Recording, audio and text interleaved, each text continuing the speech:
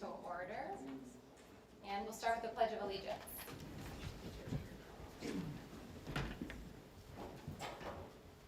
I pledge allegiance to the flag of the United States of America and to the republic for which it stands, one nation, under God, indivisible, with liberty and justice for all.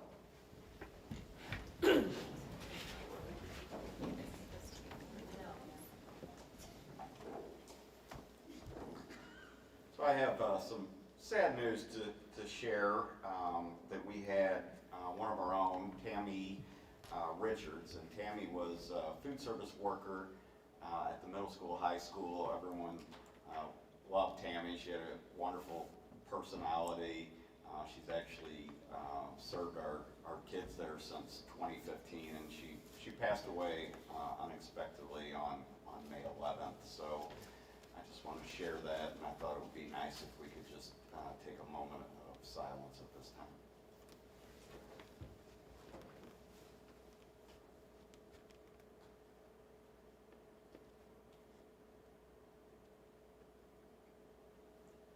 Thank you. All right, that brings us to citizens' comments. We're now in the scheduled time on our agenda for public comments.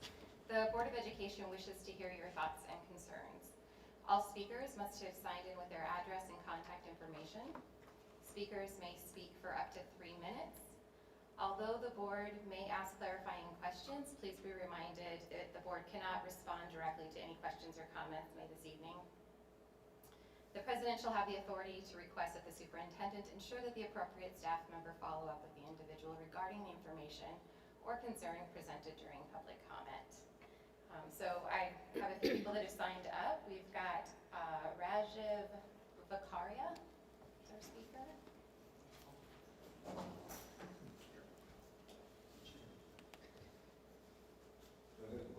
Yeah, that'd be great. Wait, is that mic on? Yes. Okay, thank you.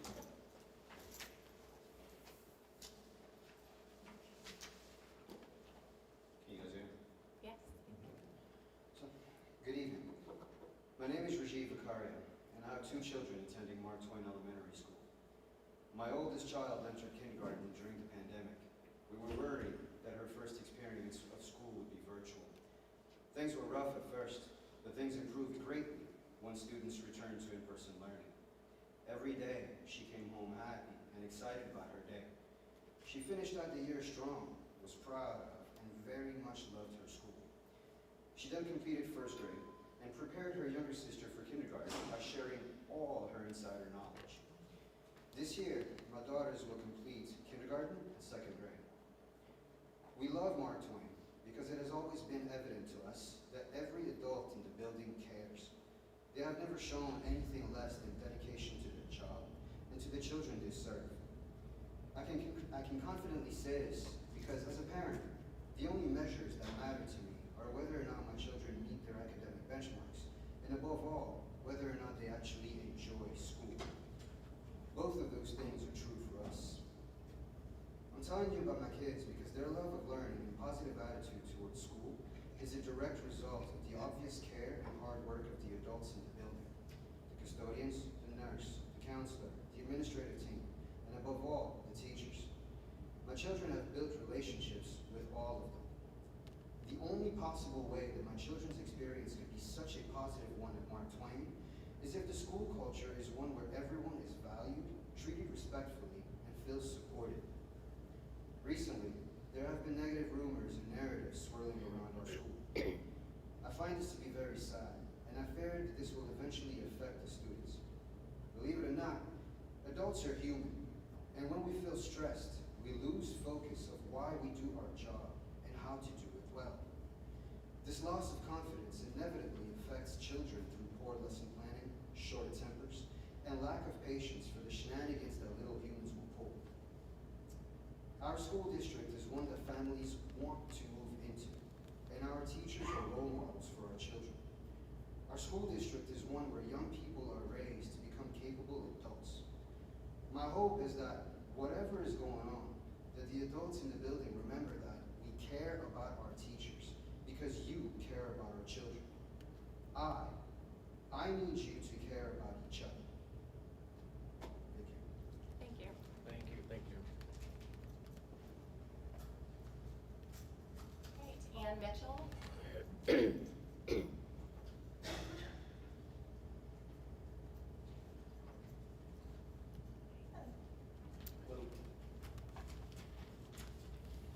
evening. I'm here speaking on behalf of many Mark Twain staff.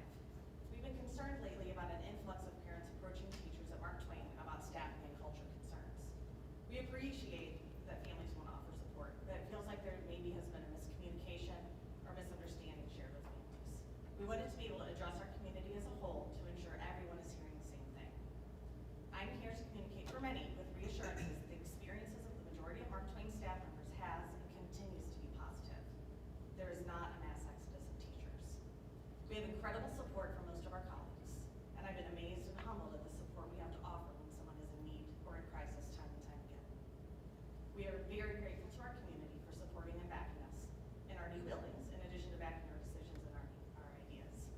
We feel our administration in the building and at CO listen to our concerns, and we feel safe in bringing items to their attention, knowing that our voices are being heard. We understand that families have a choice in where they decide to build their child's educational foundation, and we appreciate the partnership that we have with you. Our commitment to our district and our administration remains loyal, and most importantly, our professional relationships with children and families remains our top priority. We remain steadfast in our commitment to this district and to our children. We're looking forward to great things in our new/old building, and then even better times ahead when we return to continue our careers in our remodeled school. Thank you. Thank you. Chris Perkins.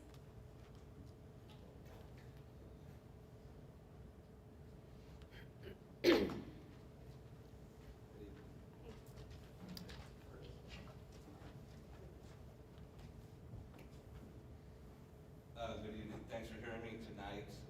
My family has been stakeholders in the Brentwood community for over 80 years. My father went to Brentwood, my sisters and myself all went to Brentwood, and I currently have a 4th grader and a 2nd grader and a soon-to-be kindergartner at Mark Twain.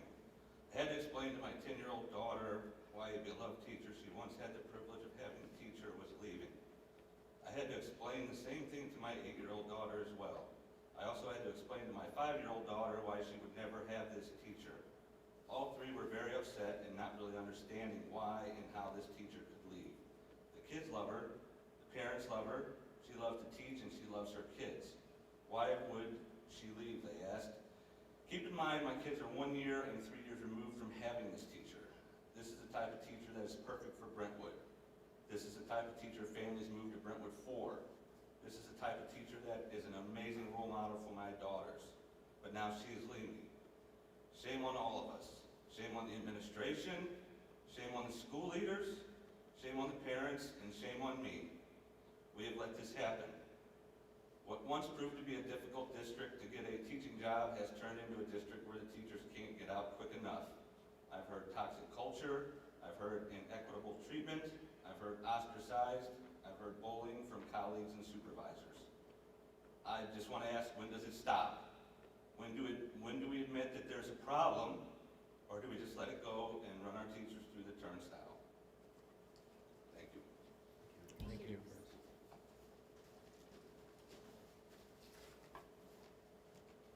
And we had one written comment. Kate, if you could read that for us. Okay, thank you.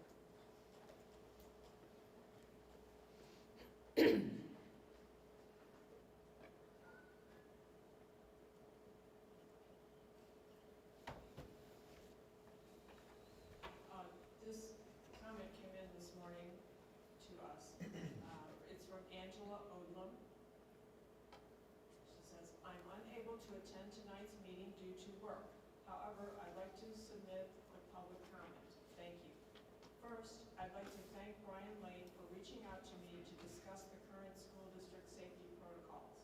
I appreciate his outreach to me as a member of the Brentwood School District community. Due to work commitments, I am unable to attend tonight's meeting in person. However, again, I want to advocate that the school district adjust its budget to allow for there to be resource officer at each school campus. I do appreciate the existing safety protocols at each campus. However, I think the best solution and allocation of funds is a school resource officer on each campus. As the adage goes, the best defense is a good offense. I will continue to advocate for this approach. Thank you.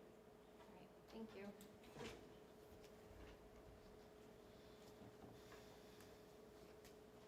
All right, so that concludes our public comments. If we could have roll call, please, Kate.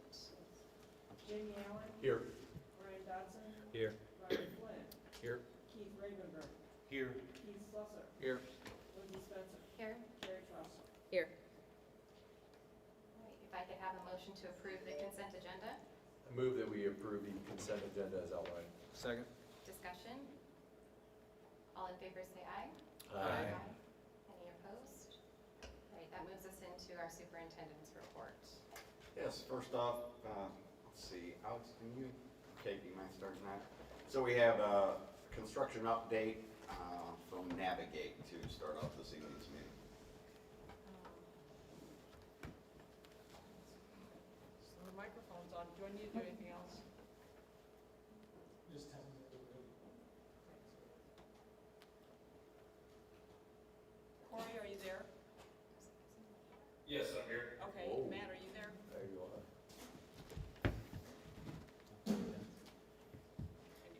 We're ready to start. Okay, you want us to start with the presentation? Yes. You're on All right, this is our May 2023 update on Proposition E, the Mark Twain recommendations and additions. Just to really give you guys an update of where we are since the contract was let this past winter and started submittals and really get ready off construction here as soon as school ends. Our agenda tonight is just to recap the efforts that have gone into the Mark Twain Elementary project. Quick update on the construction schedule, where we anticipate it going over the next year, and then Q&A at the end. If you take a look at the efforts to date, we did release ICS's contract in February, and then followed up with King Order 1, capture the cost savings of the value engineering process at the end of March. Currently with building permits through the city of Brentwood, this has been a newer process through the city. We had not been doing permits with them on the past two projects. They are on this project. We've got to the finish line on that now, where they can release the permits to ICS. We are working with all the utility companies associated with this project, Ameren, Spire, Charter, and MSD. We do not have to work with Missouri American Water. This one's, we're not touching their water line. We have met on site with the contractors. We do have a couple phases here between the demolition, or the pavement demolition contractor and ICS. So we actually performed a final walkthrough last week to coordinate some efforts and to make sure everybody's on the same page and ready to start this school lets out and kids are out of the building. Submittals have been ongoing, and we're really focused on some critical path submittals, but ICS does have, I believe, another 45 days to finish the submittals for the entire project, and that has kicked off a bunch of material procurement and started the process for us. And then the last part is the walks that I just talked about, making sure we're prepped and ready. Our current construction schedule is when school finalizes for the year on May 26th, it kicks off a process for the Brentwood School District yourself of moving facilities out, moving the teachers out, moving all staff out of the building in preparation for construction. The abatement and demo all starts at the same time on June 5th. That's inside the building, and at the same time, ICS will be starting on the outside, prepping to make the site safe and mobilizing and showing a presence on site. Then we'll obviously start on any efforts we can do that's outside of the pavement and demo areas to maintain the site safe. A big critical thing in the beginning is the site utilities. Tying in a storm line off Dorothy, which goes across that green space believe it is to the west of the building where it currently sits. And we're anticipating the construction to wrap up during the summer of 2024, followed with furniture and staff moving in late summer of 2024, July, August, getting ready for the August 24 school year to begin. Here's some renderings of the work that will be done at Mark Twain. The large rendering on the left is the new main entrance. This is kind of filling in that courtyard, and it includes the additions to the left. The picture at the top right is when you walk through that main entrance, this is the new grand entry. It's going to have a stairwell up to that second floor addition. That door in the back right goes into the library, which is your storm shelter. And off to the right, that gray door is the elevator that actually hits, you'll have 3 different elevations in this building. That elevator would hit all 3 elevations. The picture on the bottom right is your existing gymnasium, just with some renovations and some aesthetic changes to bring in a new sports floor, some sound abatement, really set or clean up that space, bring it up to a little more than 20%. After that is where we stand currently with Mark Twain, and just a quick rundown of the current progress and schedule of what we anticipate moving forward with. Does anybody have any questions? Any questions? Thank you for the update, Corey. Board, any questions before you're mad? No. Thank you for the presentation. We've got all the information we need right now. Thank you. And I apologize for not being there in person today. It was my 4-year-old's preschool program at 6 o'clock tonight, so I had to run out do that and come back home for this. So, Corey, we all understand. But we'll remember that, Corey. We don't forget, Corey. Hold me to it. All right, thank you. Thank you, everyone. Take care. Thank you. Take care. All right, and Dr. Lee just mentioned we're going to have to table our safety and security presentation. Major Hawkins is not able to join us this evening, so we'll get that on a future agenda. Yeah, I talked to her today. She's ill, but she wants to. She still wants to come and do the presentation for us. So we'll hopefully get that on our next meeting. Can you, if it's scheduled for the next meeting, can you contact that commenter who was asking about that, make sure she knows it so that she can come to that meeting? Yeah, and I had let her know that I Major assume you Hawkins can, was but- going to be here tonight. So All right, absolutely. So then we will move to, we have our proposed budget from Mr. Norrid.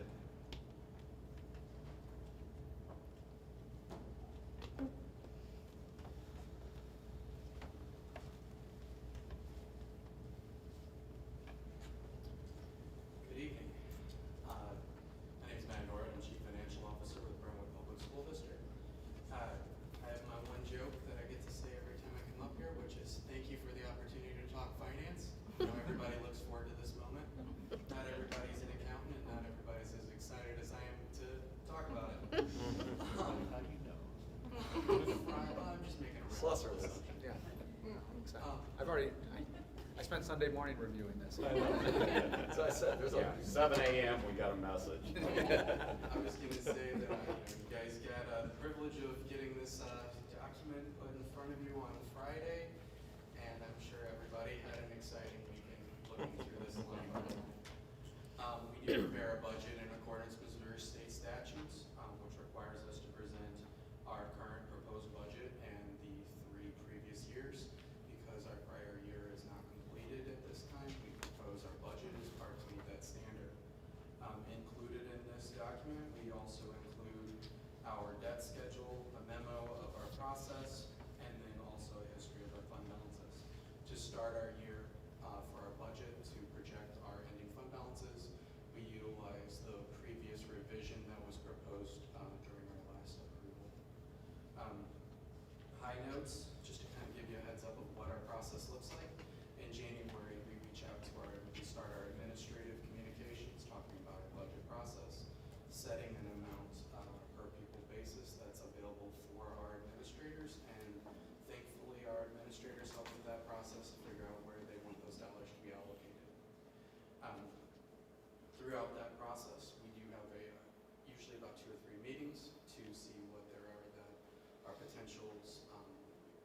based on previous year's historical data. So this year, we provided our administrators 8 years of historical data, because this is the first time that we've moved toward this process.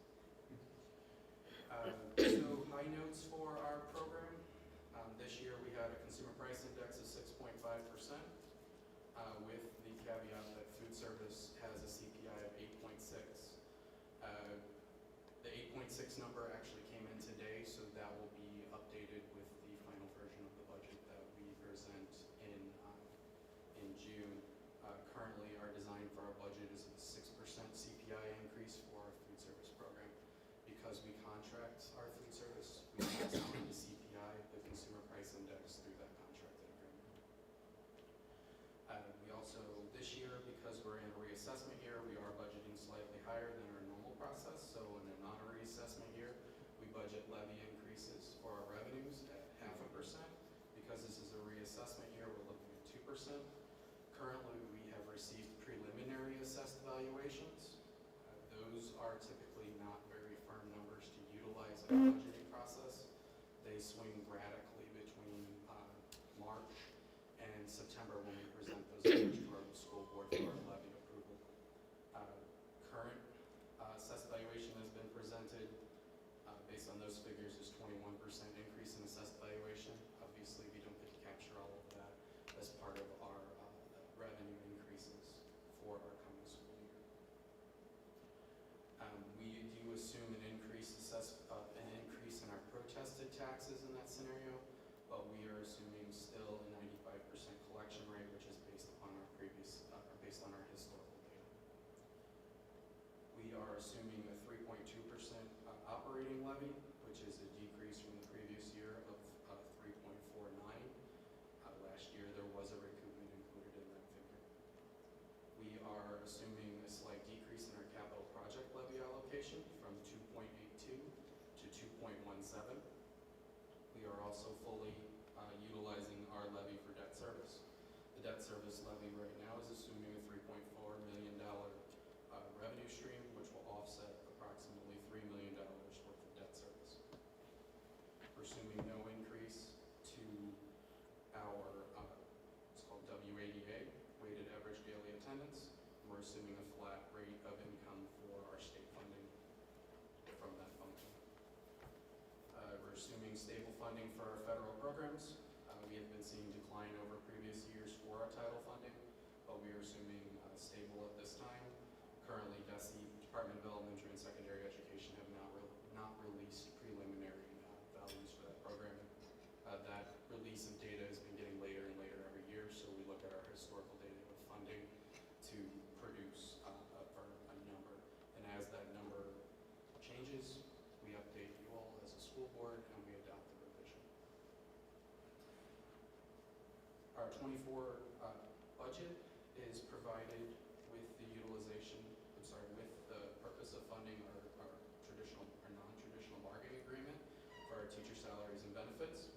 Part of that agreement is continued funding of our health insurance. This year, in previous years, we've had no increase to our health insurance costs. This year, we are seeing a 4.6% increase in our health insurance costs. That's slightly higher than what our projections were built around. Our projections were built around approximately 3%. Continue building repairs and renovations in accordance with our 5-year facilities rotation. We're also funding the refresh cycle with our technology department provided by Mr. Parker. And then this, we are also showing in our capital projects fund the completion of the McGrath project and the majority of the completion of the March 2020. We receive, in addition to the funding in capital projects, we receive approximately $2 million, of which $1 million is still assumed to be collected through current taxation and approximately $1.1 million through surcharges through other local taxes. Our other primary revenue source is through the voluntary inter-district exchange program.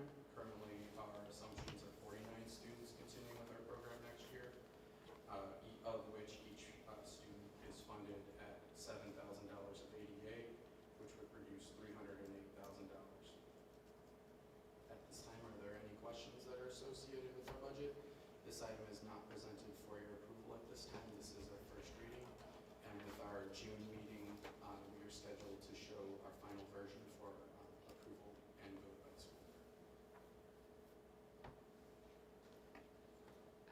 just had one question, just you mentioned the VIC program at the end, this isn't with the budget, but do you know, are we getting any VIC students next year? Is that projected, we have one So student? we're or- assuming continuation of the VIC program in this to fund, so I will admit the number of students that are reflected in this is based on the continuation of the students and the number of kiddos falling off of the program through graduation. So we can update our final figure with the addition of the students that will be coming onto the program. Thanks. We actually are getting a couple extra students next year, which is nice. We're getting four students next year, but this will be the last year that we'll receive any new students. So we will, because doesn't it end in 2025, I thought? So we don't get one more year as well? Okay. Matt, you'll share the 5-10-year model then with the updated budget? We can do that, absolutely. Yeah, excellent, thank you. Any other questions for Matt? Thanks for all the effort. It's a Yes. lot. Yep. Thanks. Thank you. That's very enjoyable. Thanks, Matt. I was told I need pictures. I don't know about that. I would love pictures. I like pictures. Carrie's a picture person. I'm a visual person, yeah. It's just numbers. Matt's I done know, Matt did a really great job of working with each of the principals to really get into a little more detail in terms of their building budgets. So that was a good move in that direction, and I appreciate his efforts. Next up, we have our bids for, as you know, we are moving towards, we have just an update to the community, just a refresher that this building, we sold it to Halsman Brothers, and they are formally kicking us out in January. So we are going to move to our new home, which is, there's some spaces that we're renovating over at the middle school, high school. So it'll be nice when we'll be in with the kids and enjoying that. So we'll post this on the website. There is a design picture that Tony can put on our construction page. And as you can see, we did have 3 bids for the project. We ultimately interviewed, we had a team that involved our architects, and we had board representation on as well. Thank you very much. And we interviewed Hankins and Integra. The low bid was Hankins. They interviewed very well, and we checked their references, other school districts that they've done similar sized and larger projects, and they came in very favorably from all of those reference checks. So our recommendation is that we would accept the bid from Hankins for $320,000 for the central office move. All right, if I could have a motion to approve the Hankins. I move that we approve the acceptance of the bid from Hankins for the amount outlined. Second. Discussion? And the timeline, just remind me, the timeline is the summer? Yes, we should. The plan is that it will be completed this summer, substantial completion by the time the students come back is the date. Then there'd be the occasional small, 1 or 2 workers around, but that would be in spaces that won't be a disruption to student learning. So that was a big part of how we designed this. So a couple of questions. So the cost of this was not built into either one of the figures for Mark Twain and McGrath.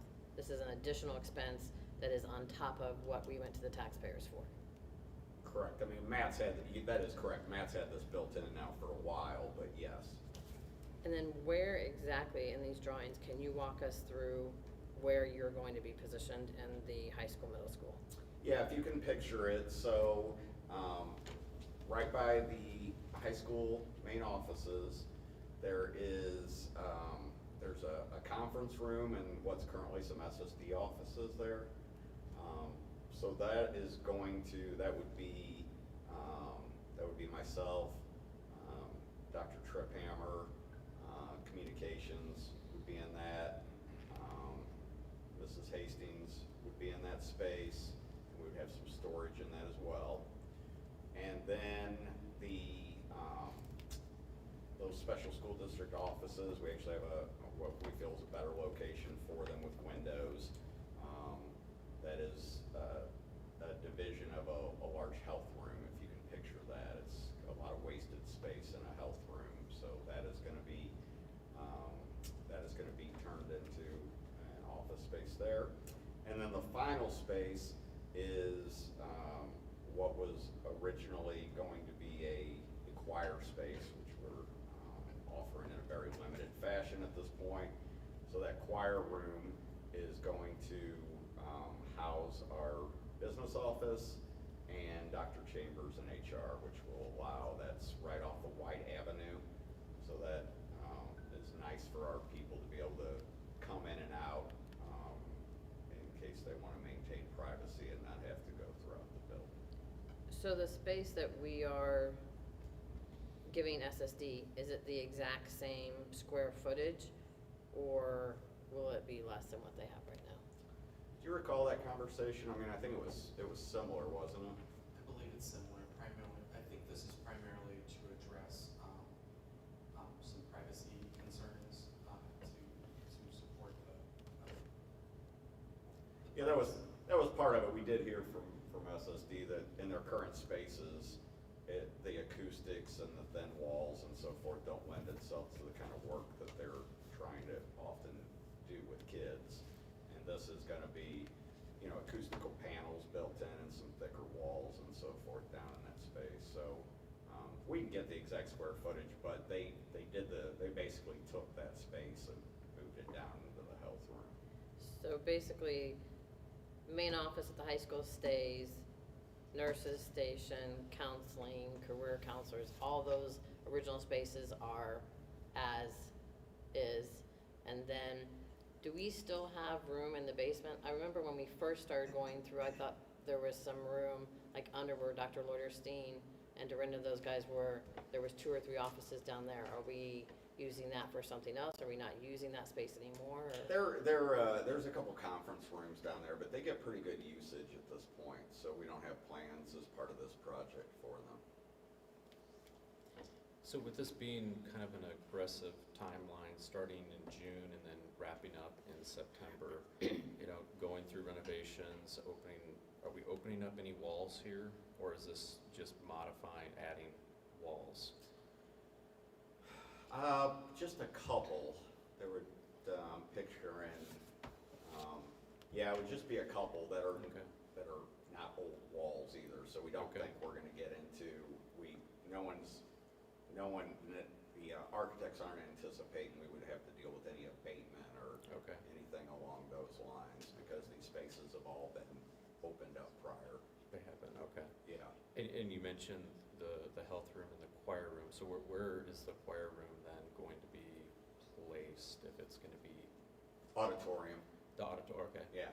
Okay. Got a beautiful space in there that's underutilized. So. Yeah, okay. And then just a couple more questions. So our original budget was $357,000, is that right? We've been holding $350,000 in our projections to hold a 10% contingency. We have the budget designed with $357,000. 357, okay. And our quote, or the bids came back, what, 10% below that budget, which I like that a lot. I guess the next question is, having the Mark Twain going on and also this project, is this something that we can we do this? Can we manage 2 construction projects going on simultaneously and one when we have students in the building during summer school? Yes, because a couple things. One is, we have a lot of help from Navigate on the Mark Twain project, and Andy's confident in his ability to be involved with this project. That's going to go for just a couple months primarily, and kind of ride herd over that. So. Okay. What's that alternate one that one company bid for, but the other says not applicable? We had put on there that the alternate was if they'd get the work done by August 1. And, the one that we came back and the one we're picking basically said they think they can get it done regardless of, by August 1. And the other one put a cost on there of $12,500 for potential OT and so forth. So who's moving Mark Twain to McGrath? And then who's moving McGrath to the new building? And then who is moving early childhood to the new early childhood? Is this all Brentwood staff? Do we still need to then build that cost into this project as well? Yeah, we got moved, our people will of course be helping out, but no, we've got moving expenses that's built into that master budget for all of those moves, so we'll use outside movers on that. All right, any other questions? Right, all in favor say aye. Aye. Any opposed? Sorry, can people from the outside ask questions? Not during our actual meeting, yes. We can touch base afterwards though, I'll be around. There we go. All right, keep going, Mr. Nord. You have our yearly district P-card approval. Tonight we have in front of you our yearly district approval. The asterisks are outlining the individuals who are new employees who are receiving cards, and also employees that we are asking for renewal for the remainder of their agreement with the organization. Any kind of limits that are set are based upon the position that the employee held or the employee that they are replacing. I move that we approve the P-card limits as outlined. Second? Discussion? So these go into an expense report that's reviewed or approved by someone other than the person performing the transaction? Yes, we have checks and balances, so those actually, they go through me, you. They go through the person who's requesting the items, they go through the principal for approval, they go through Dr. Lane for secondary approval, and then more specifically, my own P-card gets reviewed on a monthly basis by the superintendent specifically. All right, any other questions? Yeah, so I see Dr. Leuterstein in here. Is that accurate? Yeah, it says the asterisks are the ones that will be, Renewed though. Through June 30th, Oh. 2023. Yeah. I apologize if that's unclear. Because this is a renewal, we're asking for the individuals to hold their cards for the remainder of their agreement, and then we rescind those as part of our offboarding. Okay, We ask for all of their plastic that has been issued to be returned, I gotcha. and then we go through the process of canceling those cards. Yeah, Okay. they don't get to keep them once. Oh, right. Okay, good. That was my, That's a very good question. We also have some things that are on auto renewal that we want to make sure transition appropriately to the other card Mhm. instead of causing some kind of undue burdens to the building. okay. All right, all in favor say aye. Aye. Any opposed? Okay, those are approved, Matt. Thanks, Matt. Thanks, Matt. Thank you. All right, next up, Dr. Triphammer.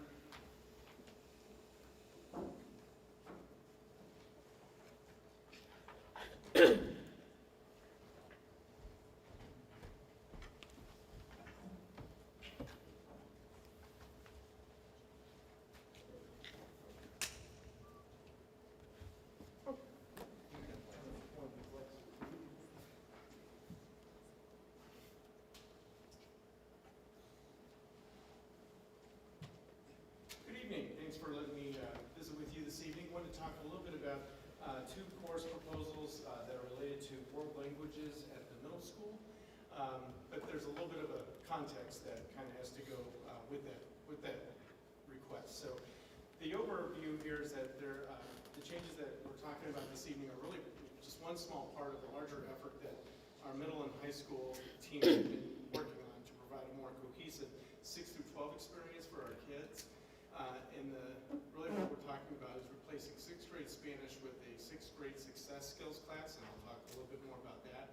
And then the new course proposals are replacing our exploration of French and exploration of German to replace 7th grade Spanish. So I'll talk a little bit about the 6th grade success skills class first. And really the thought behind that was that what we've heard from what our middle school principal and counselor have heard over the last several years is that they have witnessed kids coming into middle school, and that transition to middle school, quite frankly, has been kind of rough. It's been kind of difficult. And this is a class that has actually been on the course offerings in years past. It hasn't been recently offered, but based on, again, kind of some anecdotal evidence that the team had seen, thought this would be a good time to bring this back. And if you think of it, I was talking with someone about when your young person goes off to college, and I've had 3 of them now, there's often a 101 to higher education. I kind of think of it in a very similar fashion in that moving from elementary school with one teacher, well, quite frankly, we have taken that for granted. We just kind of throw them in there and say, you guys got this, you're in 6th grade now. We're hoping that by providing a more formal orientation class, what we're calling it success skills, we're going to have a better transition with kids into not only 6th grade, but the whole 6 through 12 experience. Like I said here, we want to have, work with them on navigating multiple teachers, multiple personalities, and multiple classes that they're going to have to kind of keep organized.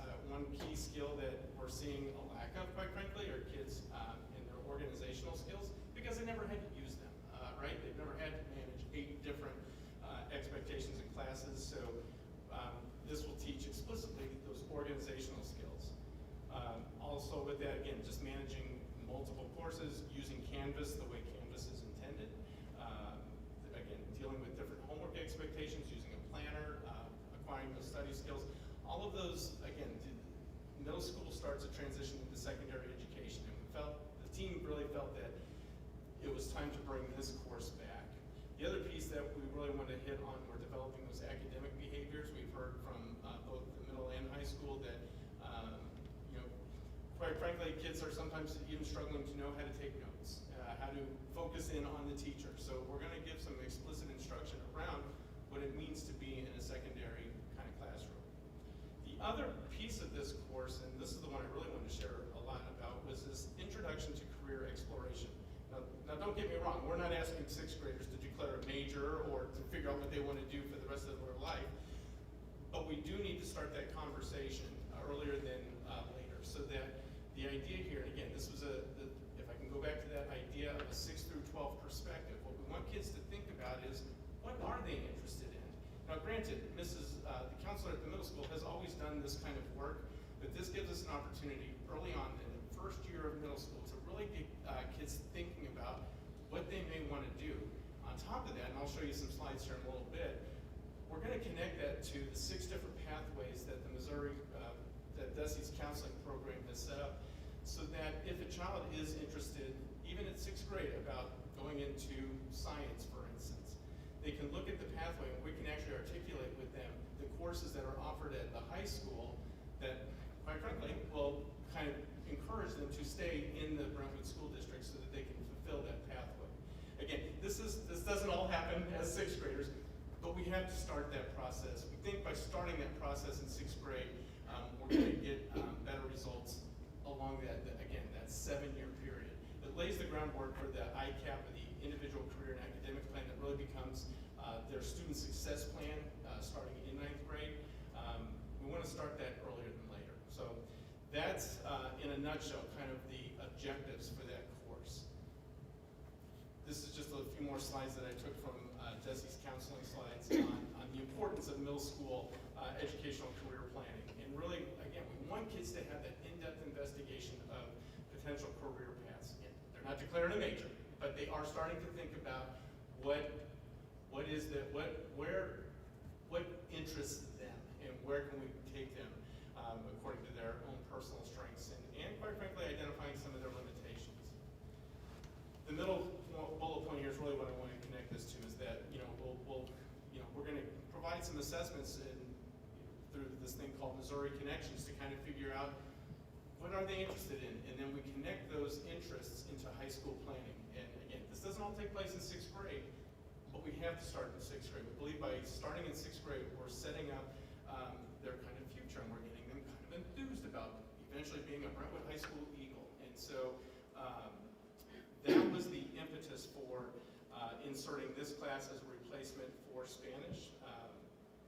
And so I I didn't talk about Spanish, I talked more about the rationale behind this course. And really, when we looked at, unfortunately, there's only so much real estate in the sixth grade schedule. And so the team really felt strongly that this needed to occur and that something had to give. And unfortunately, Spanish was that course. I have one more slide that, again, I'll just touch briefly on this. I talked about the 6 different pathways. And again, we've had, quite frankly, we have had several meetings looking at our staffing, looking at our 6 through 12 trajectory. And again, these pathways are clearly articulated from the Missouri Counseling Program. And not only do we have these pathways, Dr. Tom McClough at the high school has also now cross-referenced all the courses at the high school, either in person or virtual, that will support every one of these pathways. Again, starting in 6th grade, we're going to have kids starting to take a look at these different branches. And we're also going to let them know, if you stay in Brentwood, you can get to the end of that pathway. So that was the rationale for that move. It ties in a little bit to the Spanish course only because, like I said, there's not enough hours in the day to do this and Spanish and everything else that we want to offer kids in middle school. One of the linchpins of middle school is that we do our best to offer a variety. We're not going to get kids to choose these 6 different pathways if we don't expose them to a variety of coursework. And that kind of leads us into the next conversation, which is talking about exploration in French and German as a replacement for 7th grade Spanish. And really what we're looking here to do is give kids more exposure in 7th grade to French and German. Quite frankly, systemically, we have funneled kids into much higher numbers into our Spanish program because that's all we have offered. It hasn't been until 8th grade when a kid might decide, oh, I've had enough Spanish, maybe I want to try French or German, right? We felt that giving them some exposure in 7th grade to both French and German would now give them kind of that exposure to all 3 world languages. We have the kiddos here from elementary school, they've had 6 years of exposure to Spanish. In 7th grade, we're going to give them a little bit of French, a little bit of German, so that when they go into 8th grade, they now have maybe, they can be more informed on which world language is their passion or is more interesting to them. I will say, this was really data-driven. We looked at the enrollment over the last several years, and by and large, percentage-wise, there's a lot more kids that have enrolled in Spanish than French and German, and so we're just looking at a way to kind of round out our world language program. I will say, on that note, I know we're talking about middle school, but it does connect into the high school again. Quite frankly, I threw out the idea of saying, well, what if we just stopped our world language program at level 4? Yeah, that didn't go over very well. There was a lot of passion and a lot of interest in that room that said, we want level 5 in all 3 languages because it sets us apart. There's not too many schools in our region that offer level 5 in the 3 core languages of Spanish, French, and German. To the point where I've got folks that are in neighboring school districts that we haven't done anything yet, but they're expressing interest about coming to us, which is, we're always talking about who can we partner with and maybe send our kids to. This is a neat opportunity for kids to perhaps come from other school districts to us. But I'm afraid if we continue to have low numbers in German and French, it really ends up ultimately becoming a staffing issue.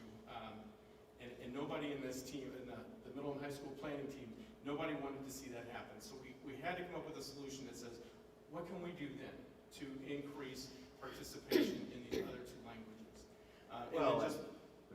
That's well said, Alex. And another piece of that is the middle school philosophy is a lot about exposing students to different subjects, and that's been a conversation that we've had that now ultimately, if we do this, we expose kids to the different world languages, then it's all about the kids' voice and choice.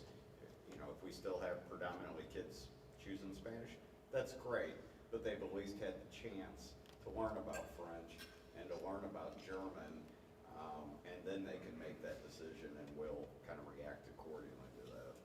So ultimately, in your packet, you should see the course proposals that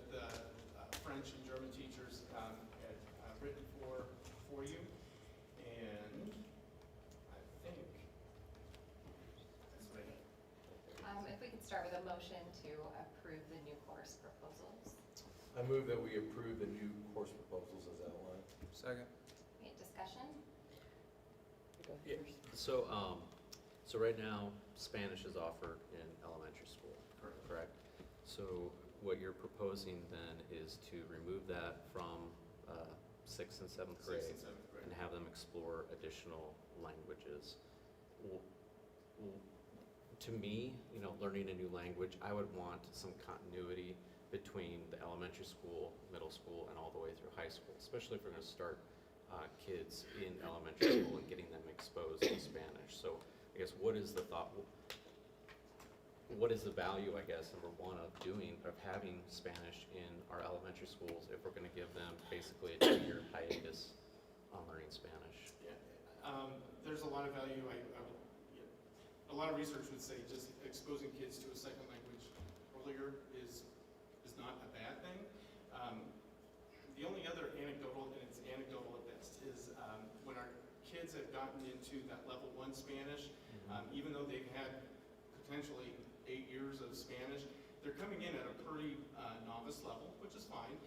So, I think what it speaks to is our elementary and our current 6th and 7th grade Spanish program, we're not, it is exposure to the language, it's exposure to the culture. It's not conversational, it was never intended to be. It's truly exploration in Spanish. So I get that, the argument is also, we've had Spanish for 8 years and now I'm cutting off and I'm gonna take French all of a sudden. So at some point, we've had a natural stopping point, and it's been 8th grade, where kids do have a choice at that point. All we're saying is, I don't know that we've given them everything that we can. And so this was a chance to perhaps expand their options. Okay. I mean, I like the idea of expanding options. I also love the idea of having continuity. Sure. So if you start something, you continue to go until you decide you explore those other options, and you can drop that off. But we're replacing Spanish with a 6th grade prep course, so to speak. So how did we decide that doing that in 6th grade makes sense as opposed to doing it maybe in 5th grade, preparing students for middle school, so when they get to middle school, they are prepared, as Right. opposed to dropping Spanish? I'm probably putting words in Dr. Weyerstein's mouth, so I hate to do that. But I remember one of the conversations we had is that it's a little more genuine when they're actually in the middle school, and because they can now pull up all of their courses before Canvas, but now we can pull up all. In middle school now, the teacher can actually work with the kids and look at all of their courses on Canvas. It's more of a meaningful exercise to say, we're now in middle school and we're going to kind of start coaching you up on the skills that you need. In a previous district, the only example I can give you is it was a much larger system, and we had kids actually move for, in 5th grade, they would have a different teacher for ELA and a different teacher for math and a different teacher for science as an intent to kind of get them used to that different personality piece.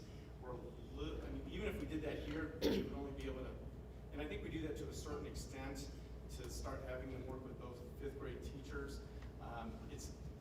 It's just not as a robust experience if we did it in 5th grade. Okay. I think if anything, and we could, take a look at kind of a further study, but, the intent of the elementary Spanish program has always been more of an ongoing culture and exploratory. If we wanted it to be more of a true progression that was really going to get students to even, to any kind of advanced fluency, that would just require a different amount of time and staffing and resources with the amount of time that we currently have for one teacher to see all the kids in the districts. But that is certainly a conversation that we could have. I guess I'm looking at, elementary Spanish as more of an elective then. So what other options do kids have besides Spanish in elementary school? Nothing, right?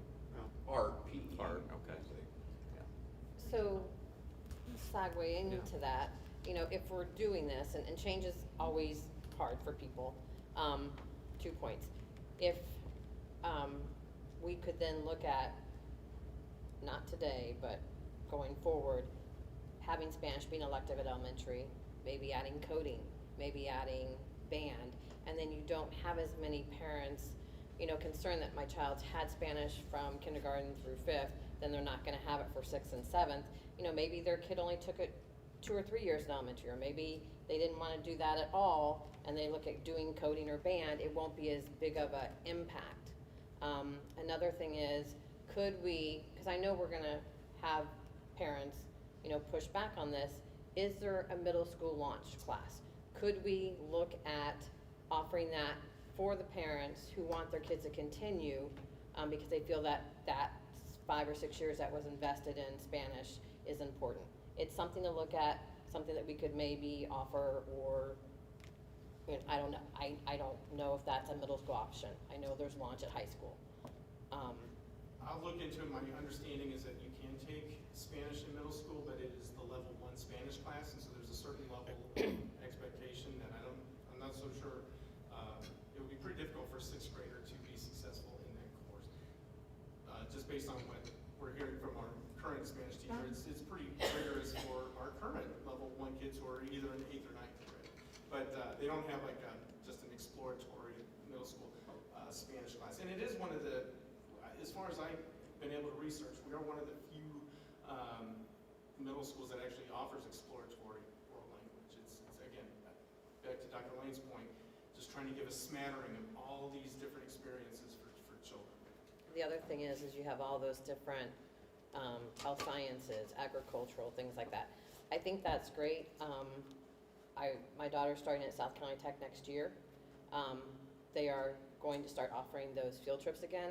I think that would be great, starting in the 7th grade when they used to do it, so that we can find kids that maybe are going to want to major in agriculture or who want to do health sciences. And so it will help us from 6th grade do that 6th to 12th grade concept that you're talking about and be able to put them into the right area. We have some kids that probably should have went to school half-time and worked the other half, who didn't, and they weren't successful in their classes every single day for one reason or another. So if we can really use this course the way it should be used and tap into South County, we had 2 seniors this year go to South County Tech, we had 2 juniors. Next year we have 10 juniors that are going to South County Tech. It is an amazing program. I've been there, I've had a couple tours. I highly encourage us to really support that, and I'm not trying to put a plug in for South County Tech.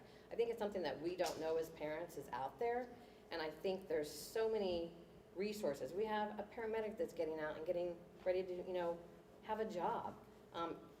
There's just so many options, so I really do encourage that we give this. I was really against it 2 weeks ago, but I really do encourage us to put all of our eggs in this basket and give it 150% and really see what we can do to start the 6 to 12. Because if we want to promote our schools, we want to keep kids in our community, we need to really be looking at every kid, seeing them individually, and helping get them on the path to a career. Not wait till they're a junior or a sophomore, because it's not too late, but it might be too late. I mean, Close to the 11th hour.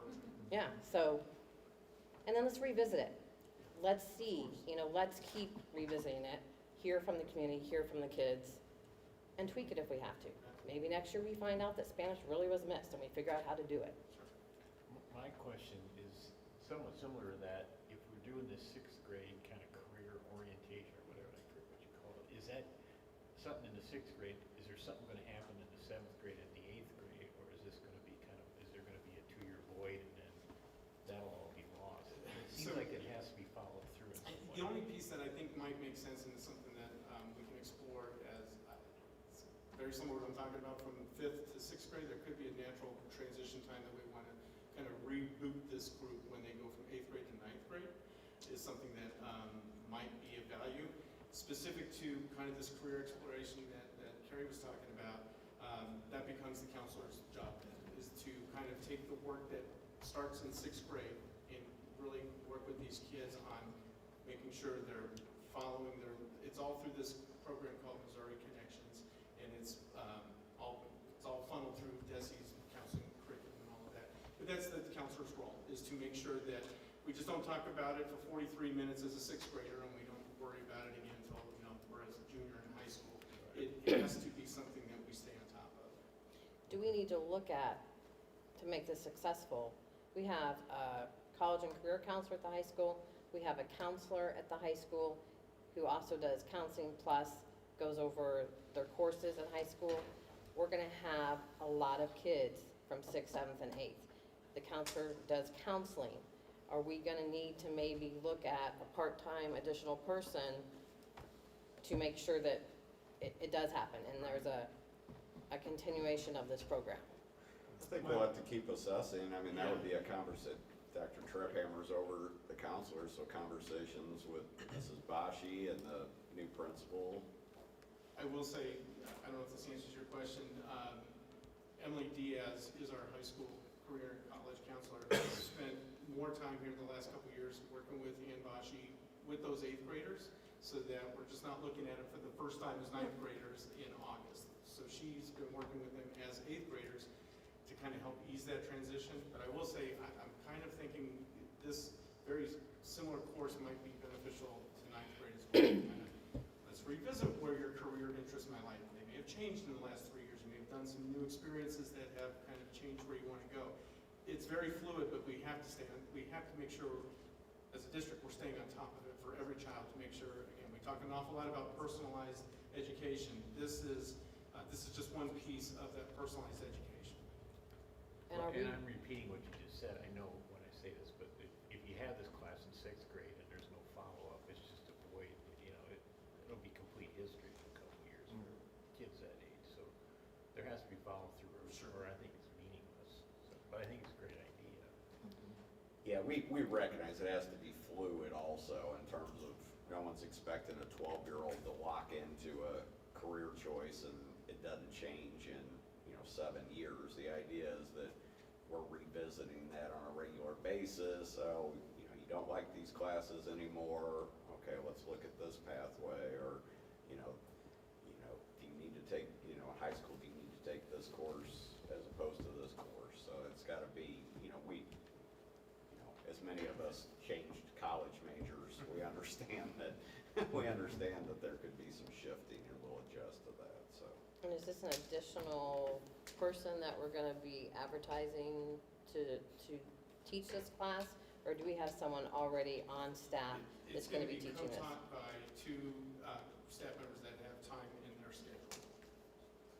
Yeah, and we have the curriculum set for it, so we're ready to go. Is there any cost associated with this? There's nothing like listed out there? There's really no materials per se. Everything that we would access is we have access to Missouri Connections. So I don't want to say 0, but it would be minimal. There might be some materials that we may need, some supplies that we may need, but nothing, there's not a textbook or anything that would accompany that. Also, and I don't know if you're talking about French and German as well. Yeah, that's what, yeah. No, they have, again, this is exploratory in nature, so there's not a text.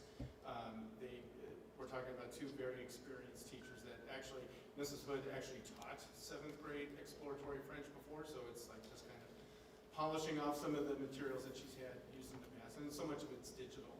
Okay. I'm half French. I speak 0 French, so I'm glad we're doing something. I was a horrible son and never learned the language. Yeah, I had Mr. Hernandez taught me French, if that tells you anything about. Yeah, he was from Mexico City, so it was kind of a cloud time. So. And then go any deeper than that. Yeah, and also I picked my career when I was a junior in high school, never changed it. That's good for you. Yeah, I'm an accounting. All accountants are like that. Yeah, I know.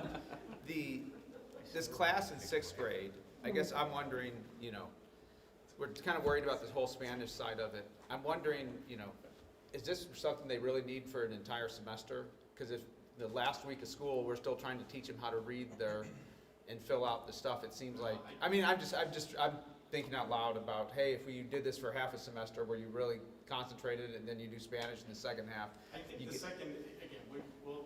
And I don't understand the whole class. I think the first half of the year is kind of just, welcome to big kid school, and here's all the things that go along with that.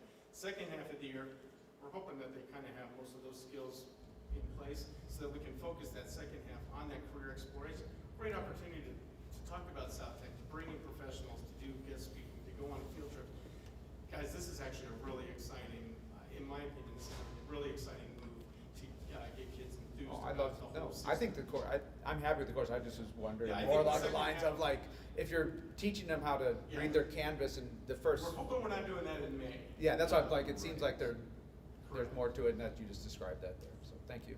So So I the just have a seventh question. grade, So Spanish proficiency, I mean, was there any concerns, continuity with level one? Did we talk to the Spanish teacher, like, there's not? Yeah, anecdotally, again, I don't have any quantitative data, but this was her first year in our district, and she quite frankly thought, wow, these kids have had 8 years of Spanish, they'll be like ready to go to level 2.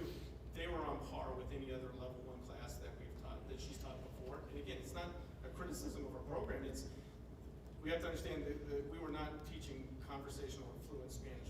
It's exposing them to the language, giving them, honestly, 6th and 7th grade is almost a world cultures class that connected, all the countries that are Spanish speaking. So it was more of a global Spanish class, not a conversational or fluent based And then why, okay, so we're not losing anything in terms of proficiency. The second thing is, so French and German, were there interest in it? I mean, Mandarin is one that's been out there. Like, I love languages, but how do we get on French and German? And is this something that we're gonna explore? Because the more language our kids are exposed to, the better. It's just, I see French and German, I don't know that's because do we have proficiency in French and German in the schools? Or how do we get there? And is this something that we explore, like, hey, maybe no one signs up for it, next year it is a different language? Because my point is, the more we expose them to, 100%, I love this, but French and German jumps out at me. I gotta be honest, German is one, I love the way it sounds, it's great to go to Oktoberfest, but Mandarin, if I think skills and all that, so I guess my ask would be, I don't like the idea of committing to 2 specific languages for some period of perpetuity. I would hope that we explore others. Because I would assume, right, let's say next year, or the next 2 years, no one signs up for German, what are we gonna do? Right. Yeah, it's a customer-driven business ultimately, so. And how do we do that? I mean, because 6th graders don't know, right? Is it, we started parents, I guess it's just something for them. I love this path, but I think we need to get some feedback around, what else we might give them, expose them to. Does that make sense? Yeah, absolutely. Yeah, I mean, I like that too, Jamie. I was gonna say, I love the fact that we're trying to do more exposure to different cultures. Yeah. And the other opportunity of having our 7th graders have exposure to the high school language teachers for French and German to at least kind of see if they like the teaching style or the idea of that language. And the first thing you mentioned at the beginning was if there are other schools that are looking to partner with us for those higher level classes. Because I know in some of the, in German 5, there are a handful of students who are still there. And if we can boost those numbers, if those are languages that our kids want, I say any opportunity to make those classes larger so they're learning from each other. But yeah, looking at other options, but this advanced culture for other places is great. Do you want to say something? yeah, the 7th grade German and French programs, is that in addition to Spanish, or is that for It all would the students that replace take that, Spanish. and then they could switch back And in honestly, 8th grade? and again, that could be talk about customer service or customer related. That's because currently our Spanish teachers' schedule is full. And that's, we've kind of built up a little system that's promoted kind of kids into that because I'd probably be that kid, like guard at night, here's Spanish, might as well just keep it rolling. This is just an opportunity to expose kids to maybe another language. And maybe they may have never even considered French or German. And it's just to open up some thinking and some ideas for them. Okay. And then are we voting on both the 7th and the 6th grade, or just the 7th? It's really What the material the is. success skills It's all class has together. previously been approved, so this is Okay. the 7th grade exploratory French and exploratory German would be new courses. Okay. And then can we touch base in after the first quarter, the curriculum committee, and just kind of, see how everything is going, and just get kind of a recap of, what the first, quarter looked like? You bet. All right, any other questions? Okay, for these 2 courses, all in favor say aye. Aye. Any opposed? Yay. All right, those are approved. Be excited. Thanks, guys. Thank you. You, Dr. Triphammer. Thanks, Alex. Did you get the Thank you. one I nay? said, yeah. Oh, you said nay, I'm I said sorry, nay. I did not hear your nay. Did you get that, Kate? Kate, Brian was a nay? Yeah, yeah, okay. got it, great. Thank you. All right, next up, looking for approval of our policies. Note that as requested, there were a couple minor changes that were made to those. Should we do the section A or B, or just do them both together? You can do them both together. So I move that we approve the policies both in A and B as outlined. Second? Discussion? All in favor say aye. Aye. Any opposed? All right, those are approved. All right, Keith, MSBA delegate report. So, there's, well, it's listed down below, there's the MSB Summer Summit that you all want to go to in Branson, I'm sure, but, that's coming up, and, that'll be the meeting where the officers for the, next year are elected. There's actually a contested election for the vice president position, both of them would be good. I don't know which one I'll vote for frankly yet, but I'll decide. And then I guess on the state legislation front, apparently all the legislators accomplished something by not messing with us at all this year, so that's a good thing. That's good. That was good. Great. Is there an SSD update? I don't see. I do not have one. Okay. Board committee updates, communications, curriculum. No updates right now from communications. Okay.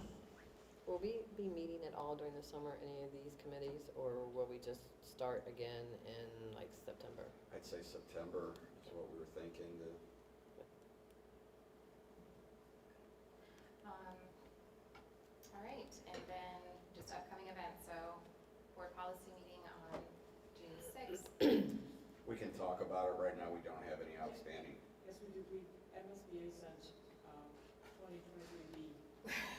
Ixnay on the. Okay, sorry. Keep it on your calendar, No, I didn't. team. No, I didn't. No. All right, so it looks like we're gonna see each other on June 6th, and then I guess if anyone wants to go to the summer summit, I don't know if Kate, would you be willing to help register? If anyone besides Keith Ravenberg is going I will not be able to to go. the summer summit. I'll be out of town. Right, and then a board meeting June 20th. One thing that I did want to mention was just to start thinking about a time when we can get together for our summer retreat. It may be that June works, look at your calendars, but I may send a little survey around or something, and we can try and get something on Like the maybe books. send us 3 or 4 dates for that work, and then we Yeah, can. do we prefer weekdays, weekends, just to narrow it down quickly? I prefer weekday, but I don't, I mean, I know people have to take off work for that, but I think it's harder on the weekends than it is during the week. And maybe we go to an evening versus a day. For what it's worth, the admin team, we're planning our retreat, and it's probably gonna be around mid-July is when we'll do that, so that would be helpful if the board met before that to give us some further focus and direction for our work. Okay. Do you have your date already, Brian? No, I just did a doodle Okay. poll and figuring out, but it looked like the most popular were, roughly mid-July-ish. Okay. I move that we adjourn and move into closed session for the reasons stated. Second? If we could have roll call, Kate? Jamie Allen? Yes. Brian Dawson? Yes. Brian Quinn? Yes. Keith Ravenberg? Yes. Keith Sulzer? Yes. Lindsay Spencer? Yes. Greg Johnson? Yes. All right, thanks. Thank you all. Thank you. Something for me to